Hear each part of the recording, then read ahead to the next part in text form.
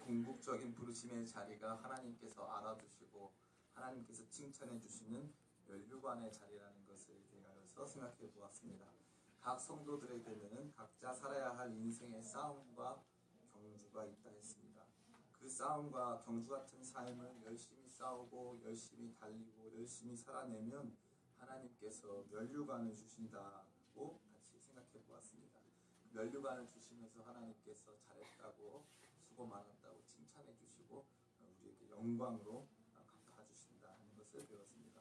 그러기에 우리가 살아가는 오늘의 싸움, 오늘의 경주는 가치 있고 의미 있는 것이라고 했습니다. 그러기에 우리가 그 면류관에 합당한 인생을 살아야 한다고 지난주에 같이 생각해 보았습니다. 한 주간도 여러분 면류관에 합당한 인생을 하셨습니까? 예, 감사합니다. 귀한 마음의 고백을 함께 해주시니 감사합니다. 혹시 저는 아직 좀 면류관을 많이 한참 부족한 것 같습니다.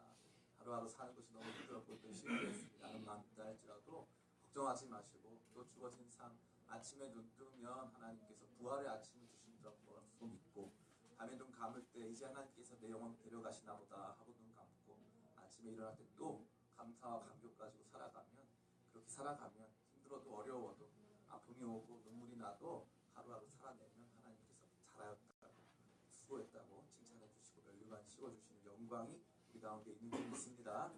우리 칭찬해 주실 그분을 바라보면서 그 영광을 향하여서 살아가는 저와 여러분들이 원합니다. 지난주에 우리가 살펴본 말씀이 우리에게 주어질 상급, 다시 말해서 우리에게 영광스러운 무언가가 주어질 것이다 하는 것에 대한 말씀이었다면 오늘은 좀 더 고차원적인 영광에 대해서 생각해 보기를 원합니다. 그것은 따라해 볼까요? 내가 영광스러워진다. 네, 우리 자신이 영광스러워진다 하는 이야기가 오늘 본문에 등장하고 있습니다. 단순히 내게 주어질 상급이 영광스러운 것이 아니라 내가 영광스러워진다는 것입니다. 살면서 우리는 얼마나 많은 고통과 아픔 속에 살아가는지 말로 할 수 없습니다. 젊었을 때는 젊음이 영원할 것만 같은데 그렇지 않습니다. 제가 좋아하는 노래 중에 양희은 씨의 내 나이 40살에는 이라는 곡이 있습니다. 그 가사는 어떻게 되냐면은 20살 때는 30이 되고 싶었고 30살 때는 40이 되길 원했다는 것입니다. 40이 되면 고통도 없고 그냥 20살처럼 방황할 일도 없고 힘든 일도 없어질 것 같아서 40살이 되기를 바랬다는 것이죠. 근데 50대, 60대가 지나니까 내 나이 40살 되었으면 좋겠다는 것입니다. 그게 우리 모두의 마음인 것입니다. 20대, 30대에는 젊음이 영원할 것 같지만 절대 그렇지 않습니다. 시간은 흐르고 우리 자신의 모습은 조금 죄송스러운 말씀부터 드리자면 약간 추해집니다. 약간 추해집니다. 아무리 아름다운 화장품으로 바른다 하여도 아무리 좋은 옷을 걸친다 하여도 우리의 모습은 추해집니다. 어렸을 때는 특별한 옷을 안 입고 있어도 애가 참 영광스럽습니다. 피부도 영광스럽고 어쩜 그렇게 속소리도 예쁜지 모든 것이 다 영광스러운데 시간이 지나가면 모든 것이 추해지고 모든 것이 쇠퇴하는 것이 인간의 삶인 것입니다. 이 12월 달은 인간의 그러한 면을 묵상하기에 얼마나 좋은 시간인지 말로 할 수 없습니다. 여러분들이 영광과 함께 제가 이걸 영광으로의 부르심을 12월 달에 하기로 결정한 이유는 뭐냐면 우리가 우리 자신의 한계, 우리 인생의 덧없음, 우리 인생이 노쇠해지고 결국에는 아무것도 아닌 흙으로 돌아갈 것이라는 것에 대한 생각이 전혀 없을 땐 영광도 가치가 없습니다. 영광이 진짜 가치가 있을 때는 언제냐 하면 내 삶에 조금도 영광스러운 일이 이제는 안 생길 것만 같은 그 시간에 내게 영광이 주어진다는 것이 정말 큰 감격인 줄 믿습니다. 저는 여러분이 그러한 영광으로 다시 한번 새로운 인생 사시기를 간절히 축원합니다. 우리의 육신은 날마다 후퇴하고 우리의 삶은 날마다 노쇠하여지고 우리가 가진 모든 것들은 조금씩 추해지지만 옛날에 가졌던 아름다움은 없어지지만 우리 주님께서 다시 나를 영광스럽게 하실 것이라는 거룩한 마음의 갈망과 소망이 저와 여러분 가운데 충만하여질 때 우리는 이 땅 그 누구와도 비교할 수 없는 아주 멋있고 아름다운 사람들이 되는 줄 믿습니다. 최근에 우리는 드라마보다 더 재미있는 청문회를 보고 있습니다. 청문회 보다 보면 재미있는 게 재벌 총수분들이 많이 나와 계세요. 재벌 총수분들. 저는 재벌 총수분들은 나이 먹어도 안 늙는 줄 알았어요. 산삼 먹고 좋은 거 많이 드셨으니까 나이 먹어도 안 늙는 줄 알았습니다. 근데 가만히 보니까 다 늙어졌던데요. 네. 양복은 최고 좋은 옷 입으셨는데 그 양복에서 빛이 잘 안 나던데요. 그게 우리의 삶인 것입니다. 하나님께서 주시는 진정한 영광이 없으면 우리는 늘 덧없는 영광으로 채워보려고 하지만 늘 목마르고 아무것도 아니고 지치고 힘든 삶을 살아야 한다는 것입니다. 저는 여러분들이 오늘 말씀을 통해서 우리에게 주어질 영광, 따라해볼까요? 나에게 주어질 영광, 그 영광을 소망하게 되시길 간절히 원합니다. 최근 우리 사회에 중시되는 것은 날씬하고 건강한 몸과 아름다운 얼굴, 피부 같은 것들입니다.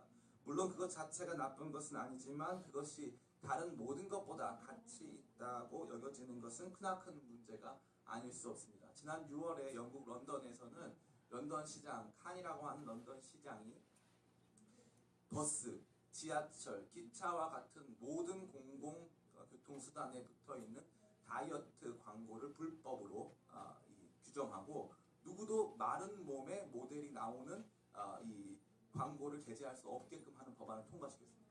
제가 그걸 보면서 바로 이거야. 이것이 정의고 이것이 하나님 기뻐하시는 일이라는 생각을 많이 했습니다. 그 중요한 이유가 무엇이냐면 이 젊은 특별히 어린 자매들이 그것을 보면서 비현실적인 몸이거든요. 비현실적인 몸을 보면서 자기 몸에 대한 부끄러움을 가질 확률이 너무 높기 때문에 어린 시절부터 자기 몸에 대한 부끄러움을 갖고 사는 것은 건강한 모습이 결코 아니기 때문에 그러한 광고를 하지 않겠다고 결정한 것입니다. 대부분의 사람들이 좋아했을까요? 싫어했을까요? 네, 좋아했습니다. 대부분의 사람들이 그것에 대해서 옳다고 생각했고 그것이 맞다고 생각했습니다. 왜 그럴까요? 건강한 몸이 그 자체로 나쁜 것은 결코 아니지 않습니까? 날씬하고 아름다운 몸이 그 자체로 나쁜 것은 조금도 아닙니다. 그러나 그것이 다른 모든 가치보다 우선해서 이제 영양을 섭취하고 운동도 하고 아름답게 자라갈 정신적인 영역에서도 충분히 성장할 수 있는 우리 아이들에게 그저 멋있는 몸, 잘생긴 얼굴이 전부라고 가르쳐준다는 것은 너무나도 잘못된 것이라는 것에 영국 시민들이 다 인식하고 있다는 것이죠. 그것은 영국 시민들뿐만 아니라 우리 모두도 깊이 인식하는 문제가 아닐 수가 없습니다. 이러한 외모 지상주의가 얼마나 만연되어 있냐면요. 우리가 아무리 그것에 대해서 잘못됐다고 생각하지만 사실 여러분들도 외모 지상주의에서 자유로울 수 있습니까? 없습니까? 없습니다. 어떻게 알 수 있냐 하면은 가장 거룩해야 할 목회자들이 큰 영향을 받고 있다는 것입니다. 몇 년 전에 싱잉 앤츠라는 가수가 노래하는 개미라는 가수가 있는데요. 그 가수가 전도사 마누라는 다 예쁘다네 라는 곡을 발표하면서 온 세상에 목사님들도 외모 지상주의에 빠져있다는 것을 강하게 폭로했습니다. 그것을 듣고 많은 분들이 회개하고 자복하고 통회했습니다. 그 점에서 저도 여러분 모두 앞에서 저 자신의 연약함을 밝히고 깊이 사과드리면서 지금 회개하는 말입니다.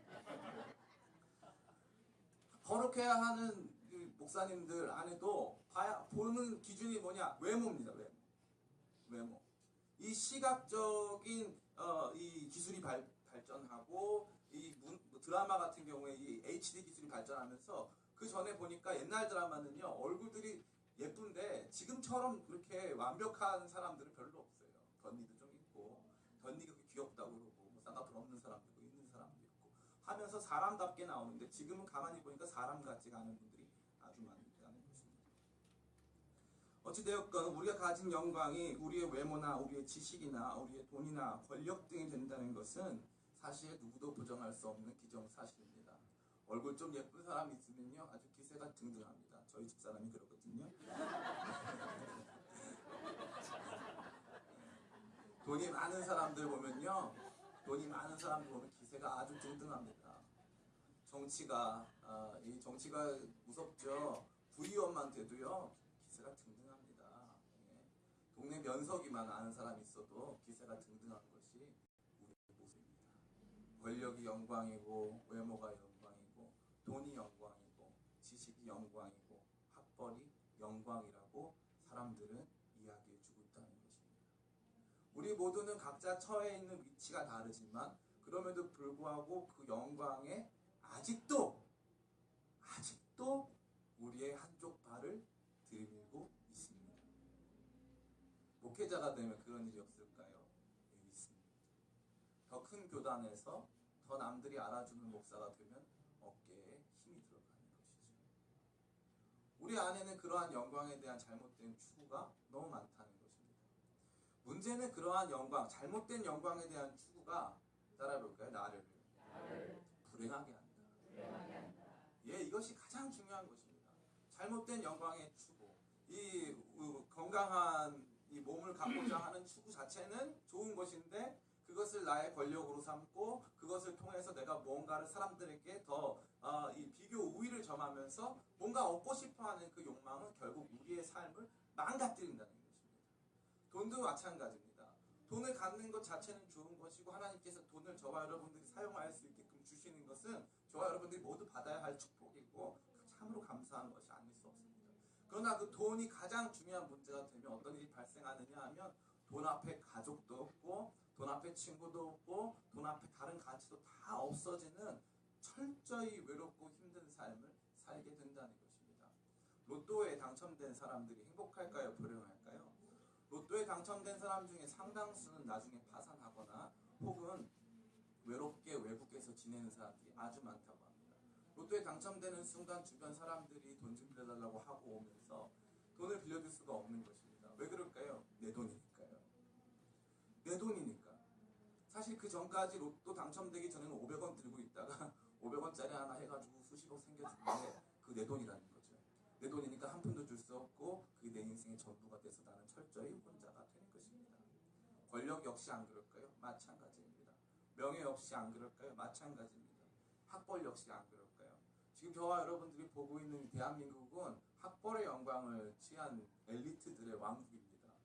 엘리트들은 재벌에 진출하기도 하고 혹은 정치계에 진출하기도 하고 혹은 사법계에 진출하기도 하고 혹은 교육계에 진출하기도 하였지만 그렇게 공부 잘하신 분들이 올라가 보면은 자기 영광 위해서 자기 권력 위해서 자기 명예 위해서 살아가는 모습을 우리는 너무나도 쉽게 보는 것입니다. 그분들이 행복할까요? 번불 10년이라 했습니다. 10년 못 갑니다.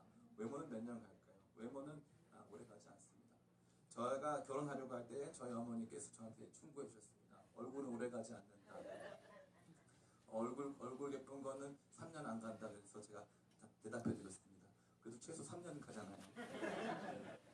네, 지금도 그게 상당히 귀한 조언이었지만 또 다시 선택한다고 한다면 또 여전히 그런 선택을 하지 않을까 싶은 생각이 있습니다. 어쨌건 영원한 것은 하나도 없는데 그 영원한 것 추구하다 보면 영원하지 않은 것 추구하다 보면 불행해지는 거예요. 불행해집니다. 세상에 등수 나누면요. 전 세계에 있는 75억 명 등수 나누잖아요. 여러분들 몇 등쯤 하실 것 같으십니까? 그 등수 나누면 그 등수에서 자유로울 수 있는 사람이 있을까요? 없을까요? 1등 빼고는 없거든요. 1등 빼고는 없는데 1등도 불안해요. 왜 그렇습니까? 2등이 차고 올라오고 있어요.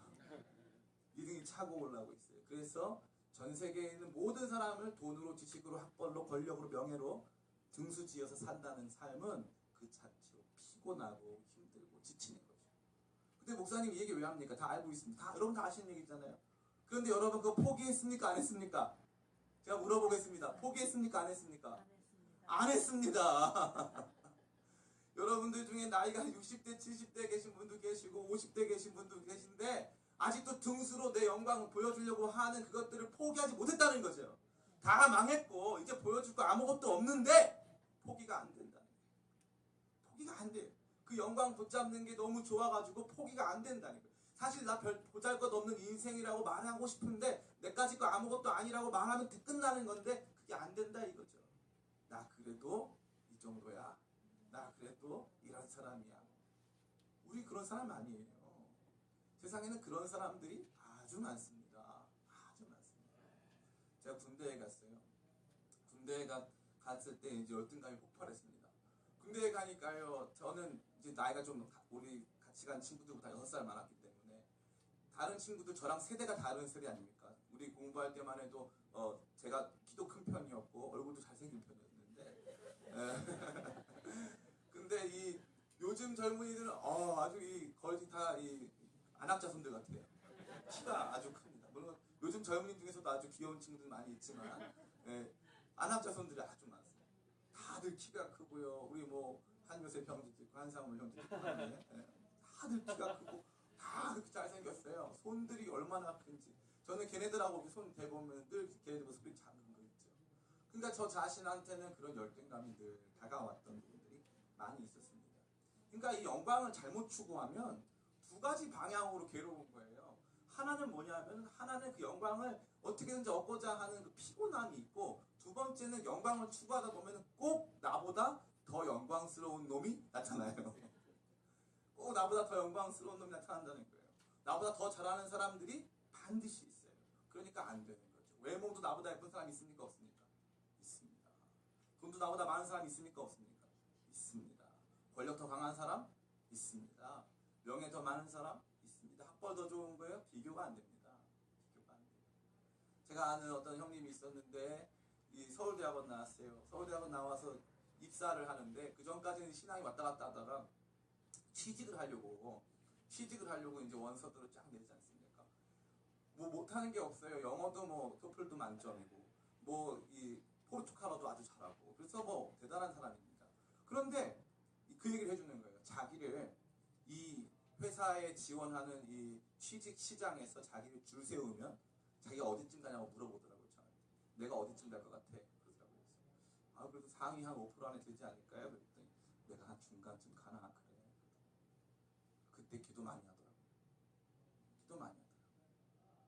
사람에게 우리가 보는 관점에서의 영광, 우리가 보는 관점에서 영원히 추구하고 싶은 그런 것들을 성경은 뭐라고 하냐? 따라해볼까요? 썩어질 것.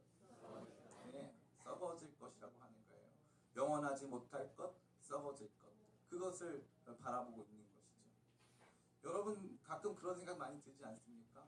우리가 그렇게 열심히 사는데 이게 다 한순간에 없어진다면, 사라진다면 우리 인생이 얼마나 허무하고 허탄한 것일까요? 특별히 그런 허무함과 허탄함이 제일 많이 느끼는 분들이 우리 어머니입니다. 어떤 어머니들입니까? 자식 결혼시킨 어머니. 자식 결혼시킨 어머니는 어떤 일이 벌어져요? 내 아들, 내 딸을 누가 어떻게 됐습니까? 훔쳐갔죠. 내 아들, 물론 다른 분들 아직 우리 자녀들 결혼하지 않은 분들은 좀 제발 훔쳐가 주기를 간절히 바라시는 분들이 많이 계시겠지만, 내 자식을 누가 훔쳐가 버렸어요. 내가 잘 키웠는데, 내가 최선을 다했는데 훔쳐갔어요. 이게 정상적인 어머니들은 그냥 좀 훔쳐갔다 수준인데, 이 문제 심각해지면 그 아들이 전부인 경우, 그 딸이 전부인 경우는 그것에 대한 이 배신감, 그것에 대한 분노, 이런 것들이 일어나는 것이죠. 왜 그럴까요? 자기는 영원히 이 자녀와 아름답고 사랑스럽고 내가 정말 자랑스러워하는 우리 아들과 내가 정말로 행복할 줄 알았다 이거죠. 근데 어떻게 돼요? 이 사람은 장성해서 다른 사람 만나서 둘이 한 몸을 이루고 떠나가는 것입니다. 그런데 우리가 그걸 못하는 거죠. 왜 못합니까? 영원할 줄 알았거든요. 영원히 행복할 줄 알았거든요. 그렇지 않다는 것입니다. 우리 자신이 부름받은 자리는 누구에도 끌리지 않는 완벽한 아름다움과 기능, 재산, 지식 등이 충만한 자리가 아닙니다. 그리스도인이 된다고 해서 얼굴이 더, 근데 그리스도인이 되면 얼굴이 조금 더 예뻐집니다.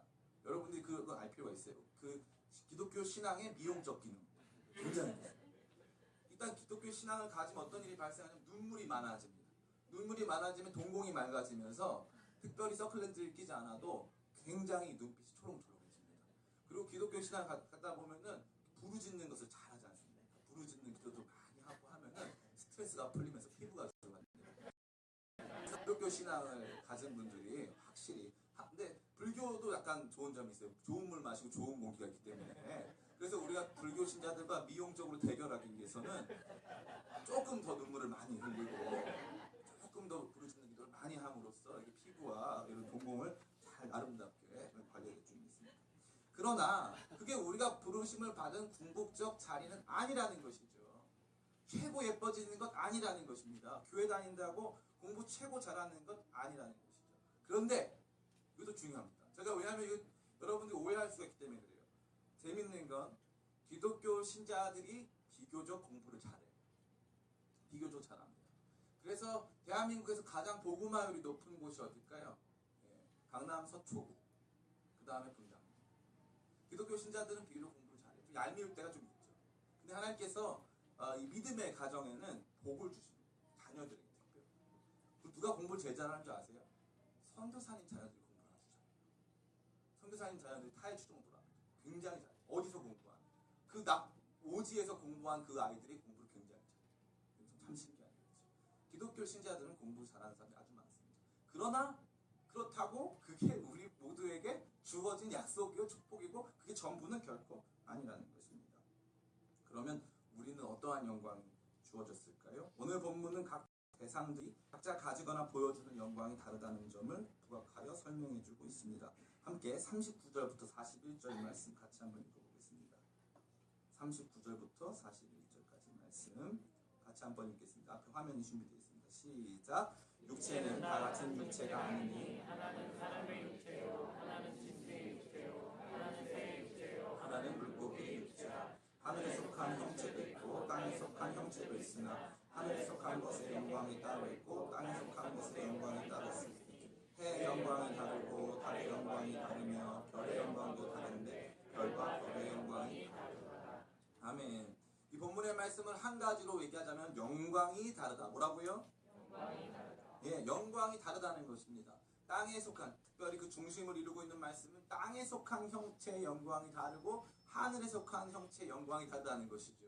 그리스도인들이 갖고 있는 삶의 영광과 그리스도인이 아닌 사람들, 땅에 속한 사람들, 썩어질 것을 추구하는 사람들이 갖는 삶의 영광이 다르다는 것을 잘 말해주고 있다는 것입니다. 오늘 인간과 직접적으로 연결된 말씀은 특별히 48절 말씀인데 한번 또 같이 한번 읽어볼까요? 48절 말씀 시작! 물은 흙에 속한 자들은 저 흙에 속한 자와 같고 물 하늘에 속한 자들은 저 하늘에 속한 이와 같으니. 아멘. 여기서 흙과 하늘, 흙에 속한 사람들과 하늘에 속한 사람들을 대비해서 말해주고 있습니다. 흙에 속한 자들의 특징은 다시 말해서 썩어질 것들에 속하여서 썩어질 것을 추구하며 살아가야 한다는 것을 말하고 있는 것입니다. 그러나 하늘에 속한 자들은 그렇지 않다. 하늘에 속한 자들은 궁극적으로 하늘에 속한 이, 하늘로부터 오신 이의 형상을 덧입게 된다는 것이 오늘 말씀입니다. 그럼 도대체 하늘에 속한 자의 영광은 무엇일까요? 저와 여러분이 가져야 될 영광은 다른 것이 아니라 따라해볼까요? 예수님 닮음. 예. 성경은 분명히 우리가 궁극적으로 하늘에 속하니 예수 그리스도의 형상으로 변화될 것을 말해주고 있습니다. 오늘 본문 49절입니다. 같이 한번 읽어볼까요? 시작! 우리가 흙에 속한 자의 형상을 입은 것 같이 또한 하늘에 속한 이의 형상을 입으리라. 하늘에 속한 이의 형상을 입게 된다는 것이죠. 부활 이후에 우리의 삶은 하늘에 속한 이의 형상을 입는 것입니다. 부활 이후에 우리는 그저 지금 있는 이 상태로 그대로 부활하는 것이 결코 아니라 얼마나 억울합니까? 주님 저는 저 사람보다 더 키가 컸으면 좋겠는데 주님 저는 저 사람보다 더 얼굴 피부가 좋았으면 좋겠는데 주님 제 쌍꺼풀은 어디 갔습니까? 이러한 다양한 생각이 우리 가운데 있을 수 있지 않겠습니까? 그런데 그렇지 않다는 거죠. 우리 그리스도인의 삶은 약한 것으로 심고 추한 것으로 심고 욕된 것으로 심었지만 영광스럽고 가치 있는 것으로 다시 태어나는데 그것은 예수님의 형상으로 변화된다는 것입니다. 이것이 저와 여러분이 바라봐야 되는 것입니다. 이러한 말씀이 또 등장합니다. 고린도후서 3장 18절입니다. 제가 읽어드리겠습니다. 우리가 다 수건을 벗은 얼굴로 거울을 보는 것 같이 주의 영광을 보매 그와 같은 형상으로 변화하여 영광에서 영광에 이르니 곧 주의 영으로 말미암음이니라. 아멘. 그와 같은 형상으로 변화하여 예수님의 형상으로 변화한다는 것입니다. 흠없고 아름다운 예수님의 형상으로 변화한다는 것입니다. 이것은 1차적으로 오늘 우리의 삶에 있는 장애, 오늘 우리의 삶에 있는 부족함과 연약함, 질병들이 없는 온전하고 깨끗한 상태의 몸을 말하는 것도 사실입니다. 여러분 그런 것에 대한 믿음도 있으시길 간절히 바랍니다. 장례식을 집례할 때 제가 제일 이 마음을 쓰고 특별히 제일 중요하게 여기는 부분은 다른 것이 아니라 우리 성도님들에게 부활의 영광스러운 소망을 말씀해 드리는 것인데 특별히 연로하여 돌아가신 분들에게 있어서 부활의 영광스러운 소망이 죽은 그 당시의 모습으로 변화된다는 것이라면 그것은 그 자체로 참 안타까운 일이 아닐 수 없습니다. 병들고 지치고 혹은 살아가면서 사고에 의해서 장애가 발생하는 경우 혹은 태어나면서부터 장애가 발생하는 경우 그러한 삶의 모습으로 부활한다고 한다면 누가 그 부활을 사모할 수 있겠습니까? 그러나 확실한 것은 우리 주님께서는 정확하게 말씀하시는 것이 욕된 것으로 심었지만 영광스러운 것으로 연약한 것으로 심었지만 강한 것으로 다시 태어나게 하신다고 말씀하셨습니다. 여러분들이 저는 그것을 마음으로 늘 소망하게 되시길 간절히 바랍니다. 그것은 마치 뭐와 같은 거냐면 어렸을 때 이제 막 친구들이랑 막 흙으로 막 장난을 막 치고 막 진흙에서 막 뒹구르고 합니다. 그럼 어떻게 될까요? 이 옷에 막 진흙이 가득하고 흙이 많지 않습니까? 근데 아이들은 그 옷을 잘 벗으려고 합니까? 영원토록 소유하려고 합니까? 아이들은 영원토록 그 옷을 입으려고 합니다. 자기 자랑처럼 여기는 거죠. 근데 그 옷을 이렇게 벗고 나서 엄마가 목욕 한번 딱 시켜주고 깨끗이 말려주면 어떻습니까? 몸이 날아갈 듯 평안하고 기쁜 것이죠. 우리 육체도 마찬가지입니다. 이 땅에 살다 보면은 온갖 진흙탕 같은 것들을 다 만나다 보니까 무릎도 아프고 허리도 아프고 질병이 찾아오고 장애가 찾아오고 여러 가지 이 마음의 상처로 말미암은 삶의 굽은 자세들이 시작된다는 것이죠. 그런데 그러한 것들이 부활 때에는 완전히 새로워지고 강건해진다는 것을 말하는 것입니다. 그러나 그 차원을 넘어서서 그러한 단순 보상적, 교환적 차원을 넘어서서 우리가 바라봐야 되는 더 높은 차원이 있는데 그것은 바로 우리가 예수님 닮은 모습으로 부활한다는 것입니다. 목사님, 저는 여잔데 예수님 닮으면 어떻게 될까요? 목사님, 저는 예수님 닮은 거 싫어요. 예수님이 기본적으로 저 아랍 팔레스타인 쪽 사람이시잖아요. 저는 그거 싫습니다. 그런 뜻이 결코 아니라는 것을 여러분 잘 알고 있는 줄로 믿습니다. 따라해볼까요? 예수님 닮았다는 것은 영적 존재, 영적 존재가 된다는 것입니다. 우리 한 장만 다 같이 읽겠습니다. 빌립보서 3장 19절부터 21절입니다. 제가 읽어드리겠습니다. 그들의 마침은 멸망이요 그들의 신은 배요 그 영광은 그들의 부끄러움에 있고 땅의 일을 생각하는 자라. 그러나 우리의 시민권은 하늘에 있는지라. 거기로부터 구원하는 자 곧 주 예수를 기다리노니 그는 만물을 자기에게 복종하게 하실 수 있는 자의 역사로 우리의 낮은 몸을 자기의 영광의 몸의 형체와 같이 변하게 하시리라. 아멘.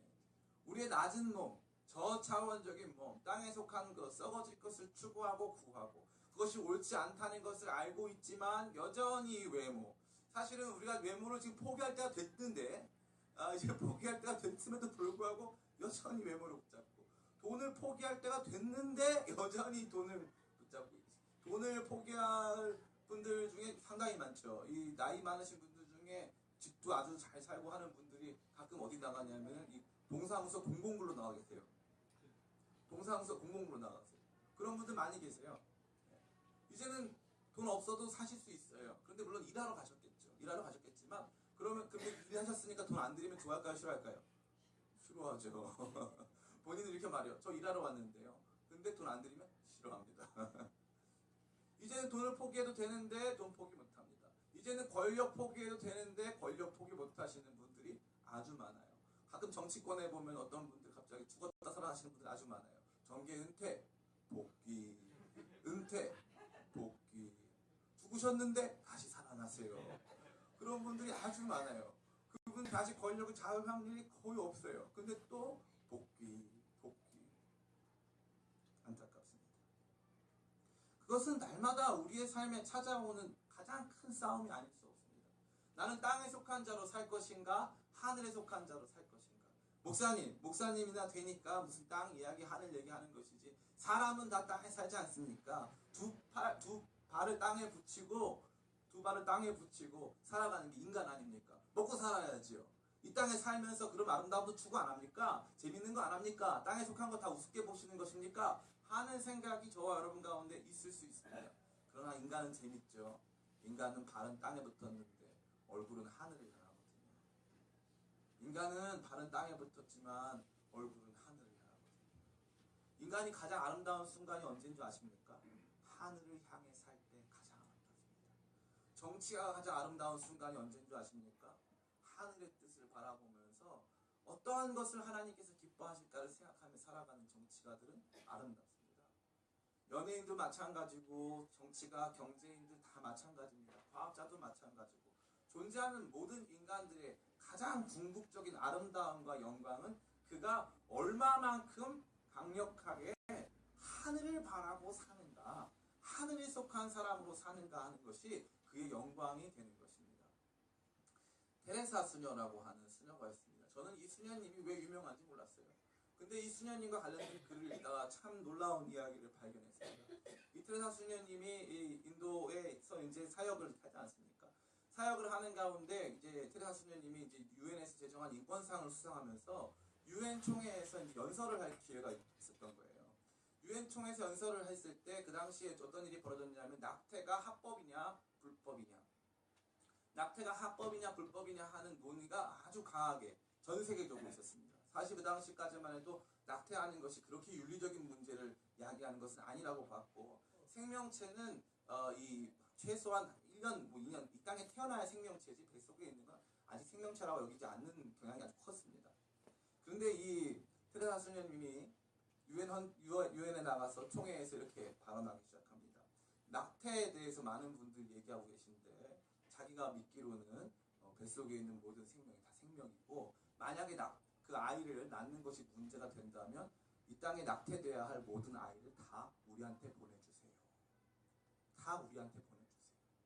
전 세계적으로 그 당시만 해도 10만 명에서 20만 명의 태아가 1년 중에 낙태 시술을 받고 있었습니다. 전 세계에서 낙태 시술 받는 모든 아이들을 나한테 보내주세요. 땅의 이야기입니까? 하늘의 이야기입니까? 이건 하늘의 이야기입니다. 하늘의 이야기. 낙태고 나발이고 나는 밥 먹고 살아야 돼 하는 건 땅의 이야기일까요? 하늘의 이야기일까요? 그건 땅의 이야기. 땅의 이야기. 우리 그리스도인들이 궁극적으로 부름받은 자리는 하늘일까요? 땅일까요? 하늘입니다. 우리가 하늘에 속한 자의 모습으로 변화되는 것, 그게 우리의 비전입니다. 눈을 감으면 그게 보이는 것입니다. 내가 어디에 속한 사람이더라 하는 것이 보이는 것입니다. 저 자신에게 물어보신다면 저는 가끔 땅에 속한 사람일 때가 많습니다. 특별히 저에게가 약한 부분은 먹는 거. 먹는 거가 약합니다. 먹는 게 너무 맛있어요. 하나님이 세상을 너무 잘 창조했어요. 그리고 하나님이 특별히 인간들에게 놀라운 기술을 주셔서 음식을 다양하게 제조하고 이렇게 만드는 방법을 주셨어요. 전라도는 전라도대로, 경상도는 경상도대로, 뭐 각자 주신 달란트대로 비슷한 재료 가지고 어떻게 이렇게 다양한 맛을, 하나님의 창조 세계를 누리는 것이죠. 그래서 제가 굉장히 먹는 거에 약합니다. 땅에 속한 모습이죠. 그뿐만 아니고 제 안에 치사한 모습도 있겠죠. 내가 이렇게 하면 조금 더 이득을 얻을 수 있지 않을까, 이렇게 하면 조금 더 유명해질 수 있지 않을까, 이렇게 하면 조금 더 내가 더 권력을 가질 수 있지 않을까 하는 그러한 치사함들이 땅에 속한 썩어질 것들을 구하는 마음들이 내면에서 울컥울컥 올라오는 날들이 아주 많습니다. 어제 저는 오랜만에 제가 이제 일기를 읽어봤어요. 제가 목사 안수 받았을 때 제가 쓴 일기를 읽어봤어요. 그 일기 끝에 이렇게 되어 있더라고요. 하늘을 살자. 하늘을 살자. 땅에 있지만 하늘에 속한 삶처럼 살자. 그게 목사로서 보여줄 수 있는 가장 큰 아름다움이더라고요. 제가 이런 말 하면 누가 싫어할까요? 저희 어머니 싫어하세요. 뭔 놈의 하늘이. 아니 물론 기쁨으로 이렇게 아들이 그런 길을 가는 건 너무 좋아하시지만 한편도 너무 걱정이 되는 거예요. 너무 하늘만 살아가지고 땅의 일들 너무 모르는 거 아니냐, 그렇다고 땅에서 굶어 죽냐, 이런 마음이 늘 있으세요. 늘 싸웁니다. 근데 저도 이제 나이 먹었고 이제 제 마음대로 할 거예요.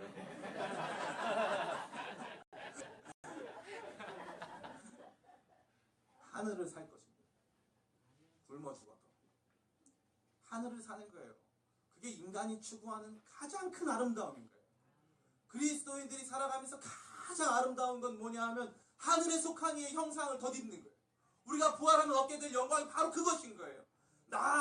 이 썩어질 몸이 주관하는, 이 땅의 권세가 주관하는 인생이 아니라 하늘의 권세가 주장해서 내가 꿈도 못 꾸고 생각도 못했던 것, 성령께서 내 안에서 말씀하시는 바로 그것이 나의 삶에서 이루어지는 것, 하늘에 속한 자의 삶을 사는 것, 그거보다 더 큰 영광이 없다는 것을 여러분 기억하시길 간절히 바랍니다. 나 자신에게 그것은 큰 행복을 주는 거예요. 아까 이 땅에서 영광을 추구하는 것이 뭐라고 했습니까? 불행을 준다 그랬어요. 단순히 그게 잘못됐기 때문에 외모를 추구하는 게 잘못됐고 돈을 추구하는 것이 잘못됐고 명예 추구, 학벌 추구, 권력 추구가 단순히 잘못됐기 때문에가 아니라 그걸 추구하다 보면 여러분이 불행해지니까 아파지니까 그거 하다 보면은 결국 못할 거 공허해지니까. 그런데 하늘의 것을 추구하면요 행복해지는 거예요. 나는 비었는데, 나는 좀 더 가난해졌는데, 나는 조금 힘들어졌는데 하늘의 것을, 영원한 것을 추구하고 나니까 행복한 거예요.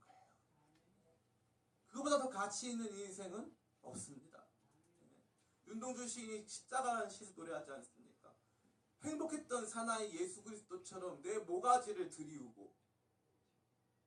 저는 그 윤동주 시인, 이 젊은 약관의 윤동주 시인이 참 이 세계를 바라보는 안목이 저는 너무 탁월하다고 생각하는데, 자기 모가지를 들이울 수 있는 가치, 내 인생을 다 갖다 바칠 수 있는 그 가장 중요한 가치가 있는 사람은 행복합니다. 내 모가지를 위해서 살아가는 사람은요 행복하지 않아요. 내 모가지를 드릴 수 있는 가치, 그 가치가 있느냐 없느냐, 하늘에 속한 사람이냐 땅에 속한 사람이냐.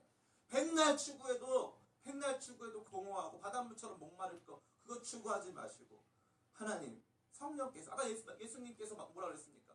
예수님의 형상을 담는다는 것은 신령한 몸이 된다는 것입니다. 같이 한번 말씀 읽어볼까요? 아까 오늘 본문 44절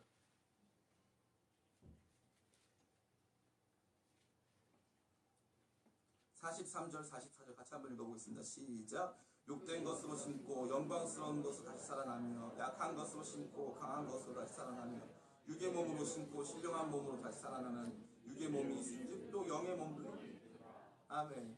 우리가 살게 될 몸은 영의 몸입니다. 신령한 몸. 신령한 몸이 뭔지 아세요? 신령한 몸 뚫리네. 이게 아니에요. 신령한 몸은 영적 몸이라는 거예요. 영적 몸은 육의 가치가 지배하는, 썩어질 것의 가치가 지배하는 몸이 아니라 성령께서 완전히 사로잡아서 완전히 성령 충만한 영을 말하는 거예요. 성령 충만하면 어떤 일이 발생하는 거 아십니까? 돈 많아지는 거예요? 아니에요. 성령 충만하면 예뻐지는 거예요? 조금 예뻐지는데 완벽하지는 않습니다. 성령 충만해지면 뭐가 좋은 줄 알아요? 따라해볼까요? 행복하다. 행복합니다. 주 예수와 함께하니 그 어디나 하늘나라가 이루어지는 것입니다. 하늘의 가치를 추구하는 것은 그 자체로 여러분 모두를 영광스럽게 하고 가치 있게 하고 여러분을 행복하게 하는 것인 줄을 믿습니다. 사랑하는 성도 여러분, 이 땅 가운데 속한 가치 추구하느라 많이 지치셨죠.